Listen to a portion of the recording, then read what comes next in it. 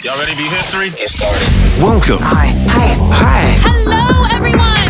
To the Pro Audio Suite, thanks to RØDE microphones. These guys are professional. They're motivated. Introducing Robert Marshall from Source Elements and Someone Audio Post, Chicago. Darren Robbo Robertson from Voodoo Radio Imaging, Sydney. Tech to the VO stars, George the Tech Whittam from LA. And me, Andrew Peters, voiceover talent and home studio guy. Line up, ladies! Here we go. And welcome to another Pro Audio Suite. This week we're talking about a list that appeared online of the top 7, I don't know why 7, audio interfaces. Why shouldn't it? It should be 10. Wouldn't you do Why 10? 7? I would have thought so. No. Bizarre. I know they used to do that in research. They'd pick 7 because it made it easier for people to pick the correct number. Because if you said 10, people usually go for 7, strangely. Really? There you go. So if it's 1 to 10, what do you think of that song? 1 to 10, they go 7. So if you go 7, then they go, oh shit, what do I go 4. now? Yeah. Maybe. Or maybe maybe it's all that's why he's relative. done Maybe it. they go 6 instead. Who knows? Yeah, who knows? Anyway, so we have the list. Yeah. It was on the premium beat, the royalty-free music. It turned up in my inbox from them. Before we got on air, we were talking about one notable interface that seems to be missing from the list. So it can kind of be a bit contentious. So I don't know. How do we want to do this? Do you want me to go through the 7 first and then we can discuss, or do you want to work our way through the 7? That's a good question. That's the hardest question of the day. Yeah, I'm stumped. I say we go from the bottom to the top. Okay, well, let's go from the bottom. Okay. So number 7 was the Presonus Revelator desktop 2x4, which is apparently retails for $199, which I'm guessing is US dollars. And George, you like those, right? Yeah, you bought one. I mean, I've been using it for the last month and a half. That's like literally all you've heard me on. There's an endorsement. Well, we think we've talked about this on the show, haven't we? Yeah. Yeah, we have. I mean, so why do I like it? For basically what they described. I mean, the description of what they wrote is accurate, which is that it was designed for podcasters and streamers. It's designed to elevate the quality of your typical podcaster streamer setup, you know? So are the preamps in there like boutique? No way. Not at that price point. But for the purposes of doing a podcast or webcast or game stream or whatever, it's very much capable. And it's the thing that makes it the killer app is the mixer on board, the DSP. That's what makes it killer. It's so flexible. I'm literally in the middle of doing a full-blown tutorial video I'm going to put up on Vimeo Pro, like a pay-per-view that walks through everything about setting up the mixer, how to set up all the recalls, all in the context of someone setting up their own, coaching studio. Because there's a lot of people that coach from home and they want to be able to do everything. I want to now do it. I want to do this. I want to be in my booth. Now I want to be at my desk. But now I want the student in the booth. Now the student's on Zoom. Well, it's like there's all these scenarios. And to be able to recall all those scenes and just at a click of a button, that's nothing new, but in a $200 box, that is something new. So cool. Is there anything different to its DSP approach, or is it kind of another Apollo, but just maybe not quite as nutty and hard to use, but and less powerful, but same basic idea? It's in no way modular. There's no third-party plugs whatsoever, and there's no clear path that would ever be a thing. Okay. They're just using their own fat channel, their own internal plugin that's based on their Studio One stuff. And then that's based on the Studio Live consoles that they've been making for a long time. But what was the question?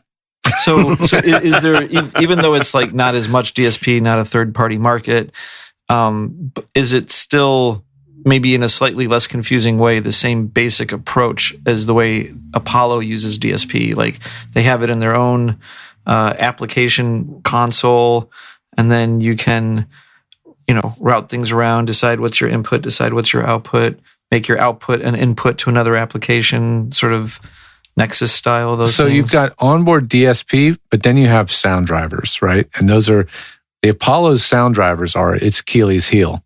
That is what makes the Apollo have so much, in my world, gives us all kittens. Like it drives us crazy, the drivers. Like they don't behave the same across every app. They don't behave the same on Mac and Windows.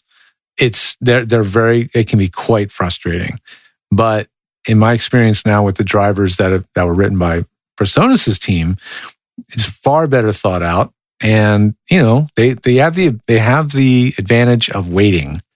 It's like Apple. They waited to make the iPhone until touchscreen technology caught up and all that, right? And then when they launched it, it was like, whoa, I've never seen anything like it. Yeah, they acted like they invented it. Right. Now, this is kind of like watching the Universal Audio team, do what they do for 10 years. And then Presonus is like, okay, we've seen everything that works, everything that doesn't work. We see the price point is outrageous. We see that nobody cares about these third-party plugins. Let's make a $200 version of that. And that's what this one is. That's in my opinion. But the drivers are way better. Way, way, way, way better.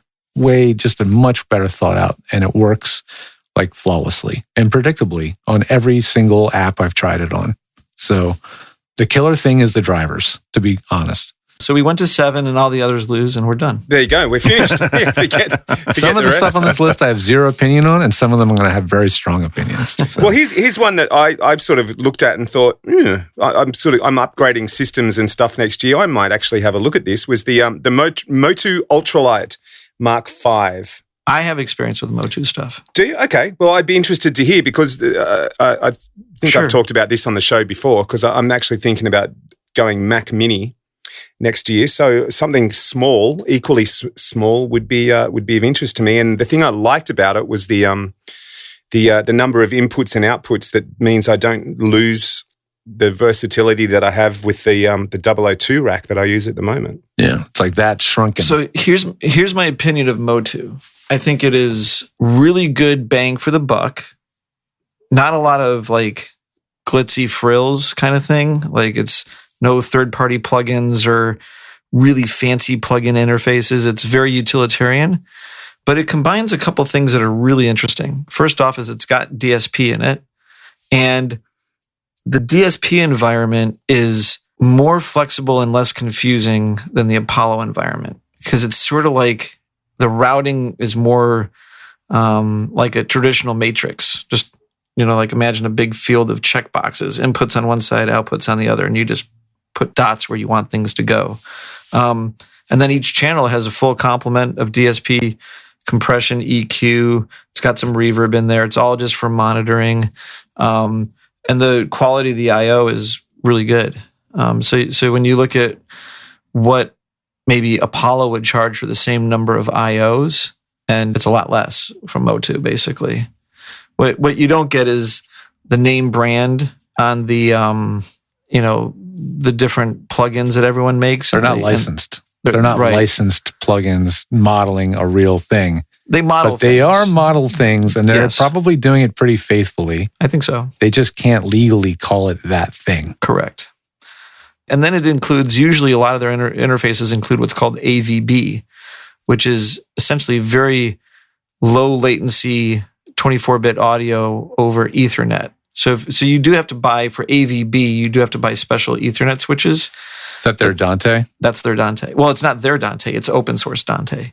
But it's even better than Dante. Dante runs on level 2 and or level 3, application level, I believe. And AVB runs on level 2, but that's why it needs special routers. So a router that would cost you $50 is like $300 to make it work with AVB. But besides that, it's probably a little bit quicker than Dante. And I don't know, has at least the same channel count, maybe more. And Dante works over your existing network infrastructure though, right? Correct. Over hardwire. Yep. Right. Yeah. That's a hard sell. I mean, if you're designing a studio from scratch, okay. And Dante's like 10 milliseconds or in that range, I think, of latency. I think AVB goes lower. I mean, there has to be a reason why they would make a whole different router for it. Yeah. Yeah. That can handle the packets in a faster way or something. So again, it's kind of outside of our market. Yeah. Like, I don't know what voiceover person needs to, I mean, it's great that you can take a single Ethernet cable and effectively have like a 24 channel cable that would have cost $1,000 and weighed 1,000 pounds. Or even a podcaster. Right. But if you're running a studio with more than one room, that'd be amazing. These things are interesting. Or a big market that Motu's gone into is also live sound. Because now you're just like run up stage with a Cat 5 cable and done. Oh my God. Wow. And they have these stage boxes that are just literally just like preamps right there on the stage. I had this 32 channel, 150-foot snake. that I had to unfurl from my truck. God, that thing was a nightmare. Yeah, and now it's like phone cable. Yeah. Yeah, crazy, right? Yeah. So that it's a small package with huge capabilities. Sounds like. Yeah, if it's got their they call it QMix is their software, right. And also with Motu, you usually get a free copy of their not their full digital performer, but they have another little mini DAW, which is like a multi-track recorder, which is pretty good, and you just get it. So it's like almost like again like UA has Luna, they have like a little DAW. Their main DAW they charge more for. I think UA charges more for extra features in Luna as well. And then it's got a lot of DSP, excellent routing, super flexible. And from what I can tell, and everybody I know that uses Motu. Usually Motu gives you like Thunderbolt, USB, like a couple different interfaces all built into one device as well. Thunderbolt, FireWire. They were doing FireWire and USB on one unit for years. And I've had clients that are like, I go into their studio, I'm like, oh, you got a Motu? They're like, yeah, I've been using that for 13 years. Yeah. It's like, holy cow, those things last. I've got a Motu D112, which is all digital. It's 112 channels of digital with this gigantic mixer, like that you're just like scrolling through, and it's great. Yeah. Looks pretty good. It's a very apples to oranges top 7 list. Yeah. Right? Yeah, this is all over the map. That Presonus has very little to do with the Motu, if you really think about it. Yeah, like very little. That Presonus, he should have put up a Motu M2. Right. That would have been the more parallel piece. There's a 2-channel interface with a loopback feature. Done. Yeah, I agree. What's next? Okay, so next is the Audient ID4 Mark II desktop 2x2. So 2 in, 2 out. These are cheap too. I have an opinion. Yeah. Go ahead, George. I know these are really popular with the talent, right? Yeah. So pulling no punches here. Audient has let me and clients down a lot on their quality of product, longevity. Not sound quality, not build quality, not features, longevity. I've had them die, especially the ID22. For a lot of people have had those things, go tits up after 2-3 years. And there's just no rhyme or reason for it. I've heard somebody say, well, I got it repaired. It was the power rails. I was like, okay, AKA the power supplies are not well designed and they die. So I'm going to get that out of the way because, they deserve to know that this is a problem. Yep. But do you want to get that out of the way for Antelope as well? I don't know much about them, but I definitely know they have a reputation. But that out of the way, it is a really nice device. It's in the same price point as the Revelator, I think. And it's going to have arguably a better preamp and chip, AD. They're always at the very top of most audio shootouts when it comes to quality of their pre's and their converters. And they finally added a loopback feature on the little ID4, the little baby one, which is that's what we're talking about, right? The 4. Mm-hmm. Not Indeed, the 4. The ID4. The ID4 Mark II. So That's now you can do a loopback. So it's become a lot more useful all of a sudden. I love that. So I like everything about it except their track record for longevity. Other than that, it checks all the boxes for me. I think it's a really nice piece. The next one is the Black Lion Audio Revolution 2x2, which I've never even seen before, I'll be honest. Chicago company. Are they really? Yeah. So aren't they known for modding stuff? Yeah. So I can give you Black Lion. Nice. They started out basically taking gear from Avid and fixing and making. Typically, they would go after the power supply and make that better, more consistent. Not sure exactly what they would do. They would go into the converters and put capacitors here. And they're also really well known, I think, for their clocking. They have like clocks that they make that are supposed to be extremely stable. So they've always modded different gear, different Avid gear, most popular. Couldn't you get a Blackline Digi 002 way back in the day? They modded most of Avid's gear, and the Digi 002 mod was a popular one, and they did something to everything in it, like preamps, converters, hot rod, power supply, etc. Then they started getting into mic preamps. They make a variety of like API clones and their own 500 series preamps and different things like that. I've not seen the piece, but this would be my guess. It probably has great audio specs. They probably went to whichever company in China, bought a USB chip, and it probably has a very basic straight ahead driver, no DSP, I'm not sure if it has low latency monitoring and analog. I don't see a picture of it, but I would expect it to have be minimal on the software side and pretty high up on the audio spec side with probably a very simple ease of operation. Something very much like what we would imagine even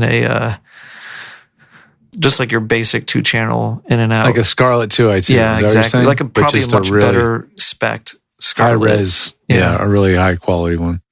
Yeah, I watched this really interesting and knowledgeable YouTuber named Julian Krause, and he has incredibly regimented and consistent. He's so reviews. German, that guy. So German. Yeah, he is.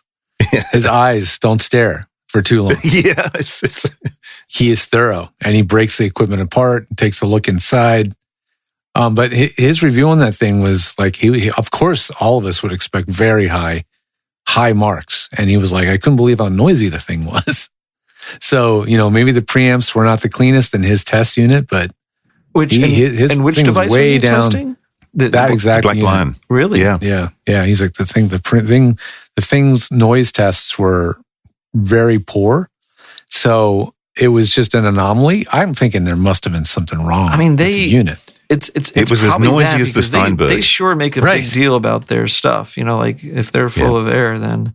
Yeah, so I think they need to rebut that, or they need to ship him another one, because what he does is his reviews are, what's amazing about them is they're cumulative. So like every review you see contains the data from the last 2 years worth of reviews. Yeah, there's tons of them in there. So every time you see one, you see it ranked against the last 27 units he tested, right? Sorry. And you're always seeing a ranking. Yeah. And it was... Listen to that dog. Is that your stomach, Robert? Yamo, stop it. You got the munchies, Robert? Is that your stomach? Your dog? That's his stomach. That's my dog. So he does, let's just roll back, George. I got him to be quiet. He does incremental reviews, you said? Yeah, his not incremental, it's cumulative. Cumulative. So he'll review this unit and then he'll show you this massive chart, right? Like a spreadsheet. And it's showing that against the last 27 units he's reviewed. And so you're always seeing it ranked and compared against everything else that's out there, which is why his reviews are so amazing. Because you're never seeing it in a vacuum. You're always knowing what it sounds like and what it specs out against everything else. And he analyzes everything. The noise, the distortion, the output quality of the headphone amps. What's the real variety out there, I wonder? I think there's less variety. I think that a lot of these companies are basically getting the same converter chips, the same preamp chips, putting them on a board on mine's on the left, yours is on the right. They put mine's spray painted green, yours is painted blue, and then they sell them for mine is $200, mine is $800. Yeah, when you look at his chart, you'll see the signal to noise ratio chart. You'll see the THD chart, and you'll see the stuff kind of grouped. There'll be a whole bunch within a 1 or 2 dB of the same signal and noise, and then you'll see another group that are considerably lower, right? And then you'll see another cluster maybe that are the high-end ones, that stick out. But it's clear there's a whole bunch with almost the exact same circuit in there, So it's interesting because you're seeing all this stuff in aggregate. You're not just looking at a single unit. You're seeing it compared to a ton of other gear. And I think that's what makes it so fascinating. And the Evo 4, also by Audient, we didn't mention, is way up high on the ranking for quality sound. So, and that's a $130 unit. So, Audient knows how to make good sounding stuff. They just got to make it last. Well, Audient has been at it for a while, really. Oh, yeah. I mean, it's like Audient made the mixers, but Audient goes back to DDA. It's the two same people from DDA that made all the DDA boards in the 80s and 90s. Uh-huh. Yeah, I don't know their lineage, but I know they've been around. The DDA boards were known for being sort of very clean and Who was their biggest competitor in the heyday? The analog heyday? The likes of Amic, maybe Neotech, gotcha. maybe. Yeah. Probably less colored than Neotech, even very much trying to be a straight wire board. They're trying to be no color. Yeah. Maybe classical engineers would like that one. Yeah, but there's DDA boards in rock and roll studios and whatnot. They were and I think they might have even gotten into some live stuff, I think. Mm-hmm. But yeah, DDA was a fairly big company in the in the 80s and 90s, and then Gotcha. Audient pops up, and it's basically the same two designers. Well, whatever we said about Blackline, all of it's hearsay. So none of us have used it. I didn't say anything bad. Exactly. I don't think. I did see on that review, though, that we talked about in the noise level, that the Steinberg, I think, is the noisiest interface. Yeah. And this one was the same. It had the same noise output from memory. Okay, right. Did he test a Behringer? Yes, I think he has. And how was it? It wasn't as noisy as a Steinberg from memory. That's what I'm saying. Like, I get his measurements are, probably legit and everything. But I've set up, installed, or heard countless Steinberg UR22s and 12s, and I've never gone like, oh boy, this thing is noisy. So I think they're horribly noisy with an analog mic, but like with any typical condenser, they provide enough gain and they're clean enough. But I mean, I definitely think about it. Like whenever someone's like, what gear do I buy? It's sullied my opinion of the Steinberg stuff, his reviews. Yeah. I can't remember you liking the Steinberg stuff for a while. Yeah, I do. Because I think their drivers are rock solid. They had a loopback feature long before everybody else did. It was just a checkbox, like check this box, and now it does loopback. Make your output and input. Yeah, for a $120 unit that could do it. It was like, this is really slick. And no frills, simple, brain dead simple to operate. One knob does one thing, and so I liked it for that reason. So sounds like it's for me now. Anyway, I digress. Well, the next on the list, we're three to go. Three to go. The Antelope Zen Go. We'll try to go faster. Yeah. Now, this is what I'm really, really, really curious about. On paper and on feature set and everything else, it looks amazing. Price point is very good. It's clearly like a gunning right head to head with the Apollo Solo. Same kind of feature set, same kind of basic size, but a lot in of the same way, right? Plugins, but they're not licensed plugins, right? But they're like, it's the same kind of thing, right? They're not the real thing. It's not a real whatever SSL thing, but they don't. But they have all that stuff in there. But it's Antelope. So they have a lot to redeem. They need to redeem themselves in terms of the longevity. Same thing as Audient. I think that Antelope's most interesting stuff is their modeling mics. Yeah, they have the Edge mics, which are really interesting. Again, another piece of gear I haven't gotten my hands on, but I'd love to test. Yep. Again, like Black Lion, they're known for super high quality signal and clocks. I was just Don't they sell like a $5,000 word clock or something? They sell a clock. They also make an interface called the Goliath, which is like 64 channels of audio for Pro Tools or something. Right. That like Antelope makes a wide range of stuff, but usually everything always seems to spec out incredibly well. Yeah. And always seems to be big on really promises. Good bang for the buck. It's not like Antelope is cheap, but but for what it does, it's always less expensive than its next competitor. Yeah. Well, they're made in a Eastern European country. Nothing wrong with that. But the part supply chain issue and repairing them is a little bit of a problem. I know this because I happen to know the only U.S. repair center for this unit or this company. And I know literally the guys that repair them. And I've heard them complain about how they can't do anything except replace entire boards. That's pretty I guess it is because these guys are used to these guys are used to doing maintenance on, tons of vintage analog gear. So they want to replace a capacitor or they want to get a schematic. They're not allowed. They cannot see a schematic. So all they can do is wait for a board 2 to 4 weeks to ship over. That's not ideal, but you got to look at what it costs and what it can do at the same time.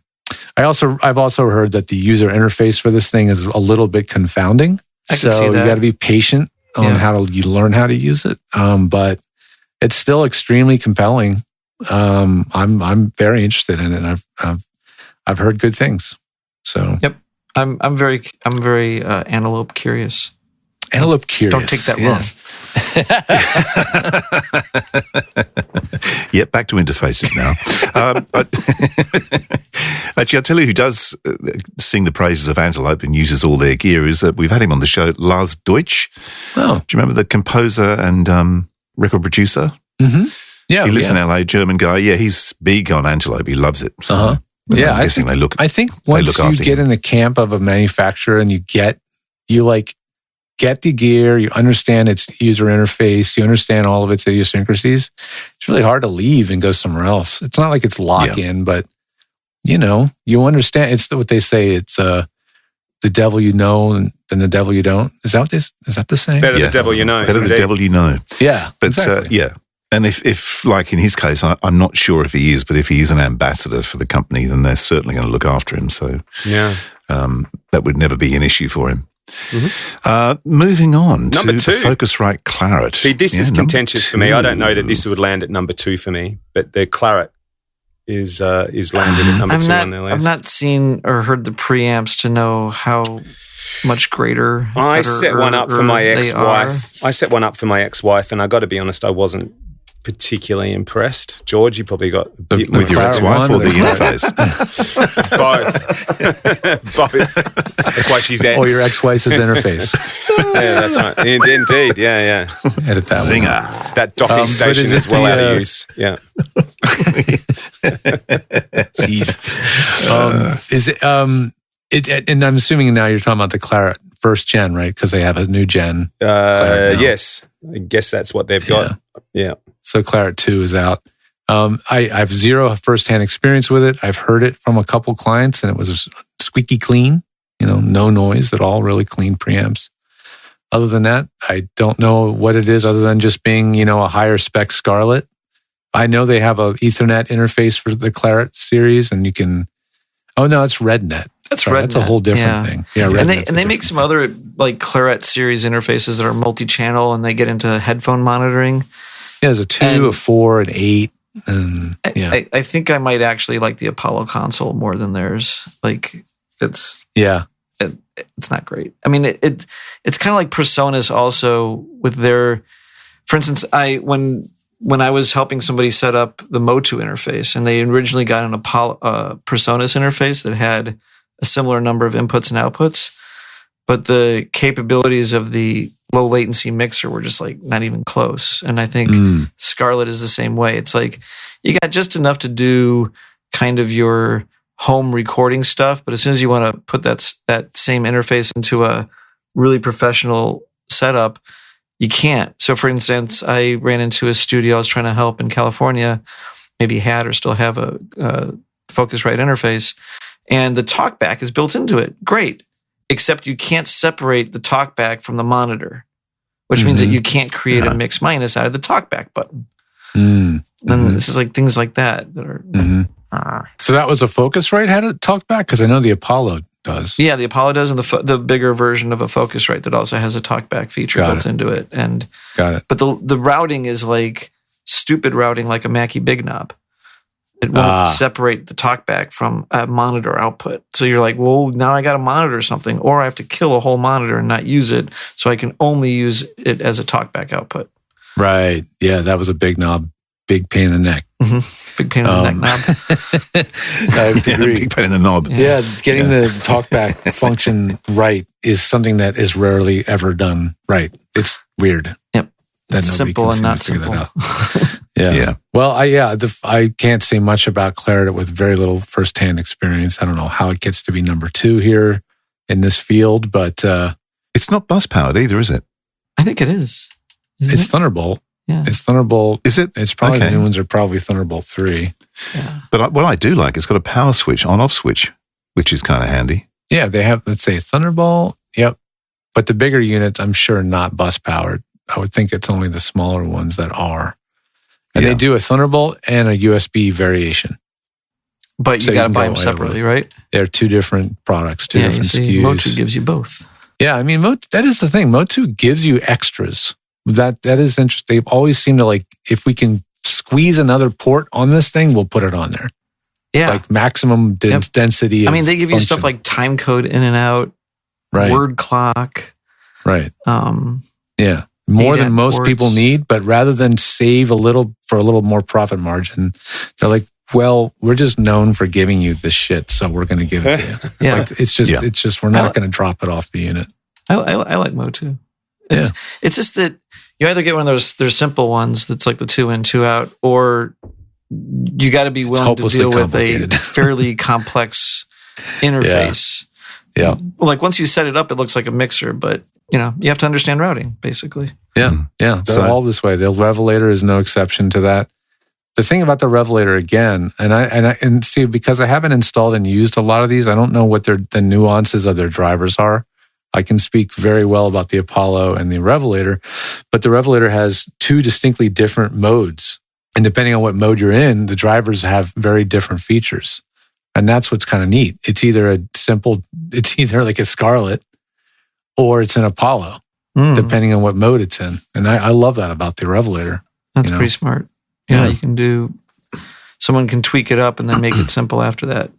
Yeah, exactly. Now the Rodecaster Pro, good old Rodecaster, has both sets of drivers always active. And that's great too, but it also can be confusing to someone that doesn't know what they're doing. It can be really confusing. So that's a pro and a con. But I like that they do that. It just can be a little confusing. Well, number one, last drum roll. Should we play the... Does someone have the Rodecaster? There you go. No. The one time that we could actually use that feature. That's right. Yeah. Well, Say it again. Apogee. It's the Apogee Duet III. The Duet takes out the number 1 position in their list. It's basically like an Apollo. I have Apogee PTSD. Duets mainly. Breaking or what? Breaking, freaking out, doing weird crap with Pro Tools when they bundled it with Pro Tools. Even though it's natively designed to only work on Apple, not work right after an Apple update. I don't mind their low latency driver. For the most part, things are not too hidden in there. Their little software piece. I've not seen their DSP stuff. The user interface was always confounding. It's got. I have to see the new one. Like I really should do a review proper on the Duet 3 because it is a new. I thought their user interface was simpler than Apollo's. Well, I hated that by default. Even on the Apogee 1, the really simple one, it didn't by blend default. your headphones It didn't out. monitor. Yeah, there was no monitoring as a default. So yeah. And it was like, where do you go to do that? And then when you do it, there's a little tiny menu that says like mix, headphones, or both, I think. Yeah, it's a tiny drop down. Yeah. And unless you change it from 2-channel to mix, you'll never hear them. You'll never hear it yourself. That's just a design thing. They could have easily changed it, but they just decided not to. I understand you should RTFM, or work with a pro, get it set up. But still, it's like certain little it should be obvious how to do some very basic stuff sometimes. So my general impression of Apogee, just from having owned some of their more high end gear. So I've had, for instance, AD1000s and DA1000s and Rosettas. Rosetta. And the quality of the audio seems to always be there. The preamps as well. Definitely their top priority. Yeah. To me, it's a little bit concerning over the last couple of years to see Apogee go decisively down market, to things like even the hype mic, which the name alone is like, I don't know. You mean the Nickelodeon mic? It's like basically it's like hype. Is this hype? Is this, you know what I mean? Well, I call it the Nickelodeon mic now because they sold a bunch one of my clients, every time she has to do Nickelodeon, she has to plug in the Apogee hype mic. Yep. And it's got an analog compressor on it, which scares the crap out of me. Right. But they've certainly gone out and sold a lot of them, and I've not used one in general. Again, like Apogee, it seems like, even though it seems like hypey, literally by the name, it does seem to be good.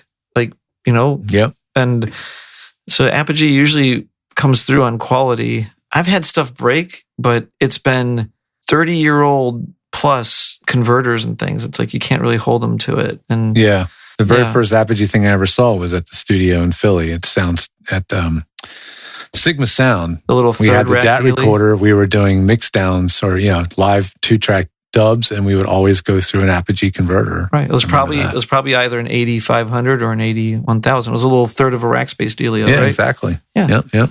I remember that. I love them. Their converters are awesome. I still think if you're looking for an amazing sounding converter and mic pre combined, even though it's only 20-bit, the 81000 is like, it's bolted to a converter, so you're not going to get an analog output from it, but you're basically looking at, I think, a preamp on the level of a John Hardy. Well, I want to try the Duet 3. I want to try the mixing console, the updated version, see what's going on. I really don't care that. I don't really could care less about the channel strip designed by Clear Mountain, but Clear Mountain, yeah. Some people would probably find that really compelling. But if it has the routing capability of the Revelator, if it has the drivers of the Revelator that are just as good and flexible, if it has the routing of the Revelator, if it's more reliable than anything they've made to date, and it sounds 3 times more expensive, I will recommend it over the Revelator. I mean, because it's really the Revelator, but 3 times more expensive, right? So if it's really sounding as good as a Revelator, and yes, it is Windows compatible, by the way. Is the Revelator as good sounding, or is it more about just its ease of use and its drivers and its feature set being what you need, not what you don't need? Well, I don't know. Do I sound bad? You sound awful. But there's nothing the Presonus can do for that. Yes. Exactly. Well, I don't have golden ears, and I haven't done shootouts in studio environments to compare the quality of all these things. I haven't done a Julian Krauss on this, but for the context, the Revelator is for a different market. It's for streamers, podcasters, home studios. The Duet 3, I think, is also, but it has a legacy behind it of having really, really high quality audio. So, that's got to be worth something. But we all know if you want really, really, really high quality, then you get the one that the guy sent us that cost us $200 to give back. That thing. Yeah, the one with strings attached? Yeah, oh God, what was it called? We can't remember the name. Sorry, guy that sent the thing to us. Yeah, and don't sue. We can't remember the name. Yeah, that was like puts it top of quality, like insane. It was in a league of its own. Let's just put it that way. It really was, that thing. But yeah, I mean, the LE3. and this also has a dock. LE3. It's like what's their bloody name? Avium or Audient the Acoustic LE3. Acoustic. That was it. Acoustic. There you go. Indeed. The name wasn't that sticky. That thing was twice as expensive as the most expensive interface on this list. Right, it was. Yeah. And probably 1/8 the size. Exactly. And had fewer features. And harder to use. Right. DSP. Exactly. Right. And harder to use. Right. 2 buttons. Well, they've also solved the thing that's always pissed me off about the Duet stuff, and that's their horrible little micro tiny proprietary breakout cable thing. Yep. Man, that thing always ticked me off. Well, now they have a dock. So for an extra $150, you can have a permanently connected dock that sits on your desk that has all your stuff plugged in, and then this thing slides in to the dock. So really, if you want to price it properly, it's $599 plus $149. Accessories. See, I think the Duet has kind of lost its way from the original, like the mono duo or whatever the first one was. It was just like The one. That was like a super simple interface that was high and quality. Sounded good. Yeah. Dan and I did a very informal USB audio shootout, right? And I had an original one, the black one. It was just called the one, Apogee one. And it was a piano black looking little thing. And it was in the bottom of a box, right? Like all these interfaces in a box. And we listened to everything, and that one beat everything. And it was 10 years old. I mean, it stood out as being the best. I mean, the Apogee, I'm sure, was close to it. I'm pretty sure it was really close. Well, it was an Apogee. I'm sorry, apologies. The Apollo was in that shootout, and it was comparable to the Apollo. But considering it was 10 years old, literally, more than 10 years old, actually, I think. Did it need a driver, or was it just like driver free, like just plug and go? On a Mac, it's driver free. Yeah. Like you can install the Maestro and have better control over the monitoring, but it's driver free. Yeah. Yeah. And so that did blow me away. Like that was like, listen, we know what we're doing, and we've known what we're doing for a long time when it comes to converters and preamps. You know, it might fall apart. It may have poorly engineered connector. It might be confoundingly frustrating to use for someone that's not used to having a single knob interface. But they literally invented the idea that you could have a unit with just one big ass knob that does like 4 things. Everything. Like Actually, Motu invented. did that too. I'm not sure who did that first. Did they? Motu has a single. Yeah, they had very close to the same time that Apogee did. They had an interface. I got to give Apogee credit for that industrial design. And everybody's doing it. The Apollo is literally a knockoff of that design. Well, what about Waves? I mean, they had the one knob series. Who was first on that one? You mean the one knob plugins? Yeah, that was. Well, that's, I don't know about that. Was that before the? I've always had one knob. The whole I don't know idea of about everything you guys, needing just but- one big knob. Yeah. I have to have one removed. So before we wrap it up, how about My nickname at school was Forky. Or Chopsticks. before we wrap it up, let's mention again the ones that are not on the list. Well, I was going to say, we were now that shocked you've aren't mentioned there. the elephant in the room, we should probably sort of mention the fact that the Apollo Twin is a pretty glaring omission from their list, I would have thought. big time. Yep. Big Or time. even the Arrow, or even maybe their new interface with Any the Apollo. 1176 built into it. Because Right. Apollo's There gone was no down Apollos. market too. Yeah, they went to the Volt series. They have a Right. Volt 1, Volt 176. Yeah. No, I think this review predated those. I don't think they had those in time, but the Apollos have been around since 2011. Leaving that off the list was really weird. It's like having an automobile shootout and leaving out Nissan. Yeah, I'd be like interested to basically, find out what? from them why whoever wrote the article, why they sort of felt that the Apollo didn't Julian deserve Mitchell a position on wrote it. the article. Well, Julian, we're Is there calling a you place out. to comment? Julian? Yeah, is there Give us a a comment call. field on Yeah, the bottom of this Absolutely. blog? So George, the Motu Track 16, How old is that? one knob, comes out. Let me see. When was it? Oh, yeah, that's right. I don't And think that's it like a predates. 16 channel interface. Yeah, I don't think it predates the Apogee, though. I don't know, but maybe. Hard to say. I think it's Yeah. close to the same date. No, I remember the track, yeah. It was USB or Thunderbolt or Firewire? I think it was Firewire. My browser's crashing. And the too first much to get Duet the 2 info. was Firewire. Is that your up-to-date laptop you're on there? The No, He's this on is a like PC. 2012. Like, He's on a the PC. 1996 Mac. yes. Yeah, it's running. Do you know what I had to buy on eBay? No. I had A to PC. buy a Windows 95 133 megahertz laptop, Pentium 1. Because I had one of those. did you really? Well, I had. Oh, like long time. Yeah. ago. had it in years. This is for your AMEC Big. Yes, exactly. It's to run the automation and all the compressors that are on that board. It's the No kidding. It's the interface for the virtual dynamics. So what is And a it only runs on 1995 DOS. Pentium 1 Mac worth, a PC worth then, laptop? Anywhere It runs on there's people DOS, trying but to get $1,000 for them, Really? and then like working, like, oh my God, I've got the last working Windows 95 computer on earth. That's $1,000. Or you see like ones with like broken or I don't know, and you're looking at the picture going, I think that's working. I finally found one that was like shipped. It was $120 and all A desktop very nice. machine? No, it was Or a a laptop. laptop? Yeah, Nice. Dell, and it was like, I mean, I got it, plugged it in, booted it. I was like, Windows 95. Wow. That was pretty funny. Do you even Time remember how to machine. use It's like a time it? capsule. Yeah. That's far It's out. pretty funny. It's funny Yeah, how but- little Windows has changed at the same time that it's changed. True. It's Yeah. still just like Yeah. this thing with like the search bar on the lower left. And Yeah. but yeah, it was so. Well, has Mac Yeah. changed I am that embracing much? Windows. Has Mac? Not really. I mean, Well, OS Windows hasn't changed 11 that looks much. like Mac OS. Windows 11 looks like Mac OS. So Yeah. Interesting. Anyway, there you You go. know what's the thing? There's a painting or a picture, and it shows. It's an old picture. It shows Bill Gates sitting by a canvas, and he's like making his masterpiece painting. And you realize that his masterpiece painting is the Windows flag with the rainbow. yeah. And then he's holding his thumb out, measuring his subject. And you look at his subject sitting on his stool, and it's the rainbow apple. Wow.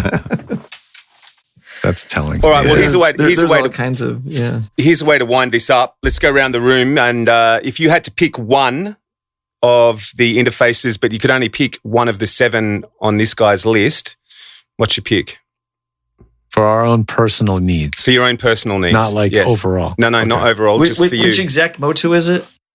The Motu is the Ultralight Mark V. Okay.